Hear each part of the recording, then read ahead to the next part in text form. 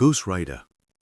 ညင်ခင်းမြို့ကြီးရဲ့လမ်းမတွေဟာမီးတောက်အလင်းတွေနဲ့တောက်ပနေတယ်။ Johnny Blaze ဆိုတဲ့လူငယ်တယောက်ကတော့ motorcycle stunt rider တယောက်ထူပြီးလူအများရှိမှအန်တီအများတဲ့ကစားနည်းတွေပြသရတာကိုအယမ်းချစ်တယ်။သူ့အဖေလိုမျိုးတတ်တိရှိတဲ့ rider ဖြစ်ချင်တာကသူ့အိမ်မက်။ဒီနေ့မှာ Johnny ရဲ့အဖေမကြမ်းမတော့ဘူးဆိုတာသိလိုက်ရတယ်။သူ့အဖေကိုကဲချင်တဲ့ Johnny ကအလွန်အမင်းစိတ်ဖိစီးသွားပြီးဘာပဲဖြစ်ဖြစ်ကဲနိုင်မယ်ဆိုရင်လုံမယ်လို့ဆုံးဖြတ်လိုက်တယ်။အဲ့ဒီညမှာထူးဆန်းတဲ့လူတယောက်သူ့ရှေ့ပေါ်လာတယ်။မင်းအဖေကိုကဲနိုင်တယ်ဒါပေမဲ့မင်းတခုတော့ပေးရမယ်လို့ပြောတယ်။ Johnny ကမစင်စားပဲသဘောတူလိုက်တယ်။နောက်နေ့မှာအဖေရဲ့အခြေအနေတိုးတက်လာပေမဲ့မကြခင်အခြားမတော်တဆမှုတစ်ခုကြောင့်သူ့အဖေကိုဆုံးရှုံးလိုက်ရတယ်။ Johnny ကနားလဲသွားတယ်။သူလုပ်ခဲ့တဲ့သဘောတူညီချက်ဟာအမှန်တကယ်အကြီးမားတဲ့အကျိုးဆက်ရှိနေတယ်ဆိုတာကို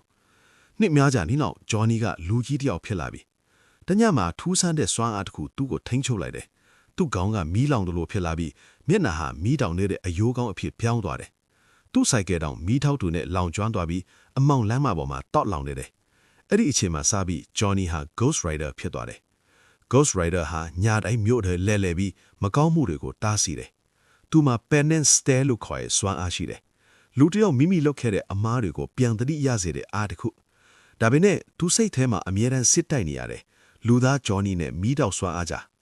တညမှာမြို့ကိုအန်ဒီယဖြစ်စေမဲ့အမောင်အားတစ်ခုပေါ်လာတယ်။ Ghost Rider ကလမ်းမတွေကိုလဲပတ်ပြီးအဲ့ဒီအင်အားကိုတားဆီးဖို့ကြိုးစားတယ်။သူ့ဆိုင်ကယ်ကမီးလန်းကြောင်းတောက်လောင်စေပြီးရန်သူကိုရင်ဆိုင်တယ်။နောက်ဆုံးမှာ Johnny ကနားလည်သွားတယ်။သူစွမ်းအားဟာအပစ်တန်တစ်ခုသာမဟုတ်ဘူးလူတွေကိုကာကွယ်နိုင်တဲ့အခွင့်အရေးတစ်ခုလည်းဖြစ်တယ်ဆိုတာကို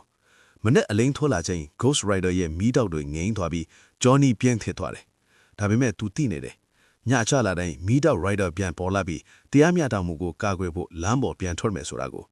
သင်ခန်းစာ